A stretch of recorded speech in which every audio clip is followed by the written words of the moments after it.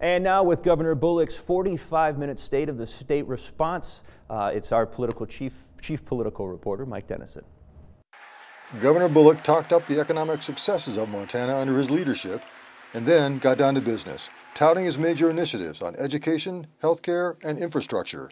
He noted his administration has made record investments in education and said it's time for lawmakers to step up again. Let's provide kids and families in rural and urban areas access to high-quality, voluntary, affordable options. The future leaders of our state deserve no less.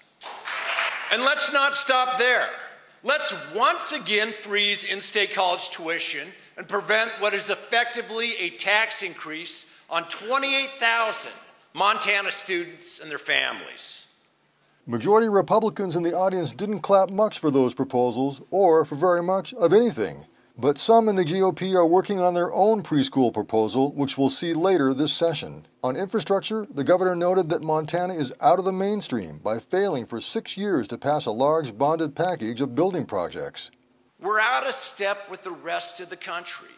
So I ask you to break that logjam. This session, let's deliver infrastructure for now and for the future generations that need it. But he saved his strongest pitch for perhaps the biggest issue before the session, extending Medicaid expansion, the $600 million a year program that provides health coverage to 95,000 low-income adults in Montana.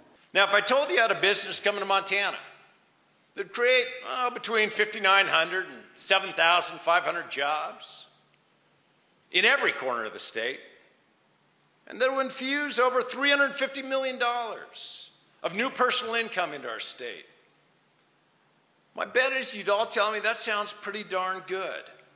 Well, that's exactly what Medicaid expansion has done for the state of Montana.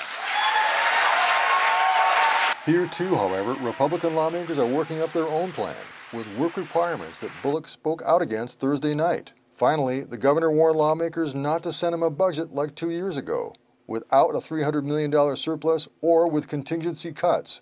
And don't send me a budget where I'll have to make the cuts due to the failure of this legislature to leave money in the bank.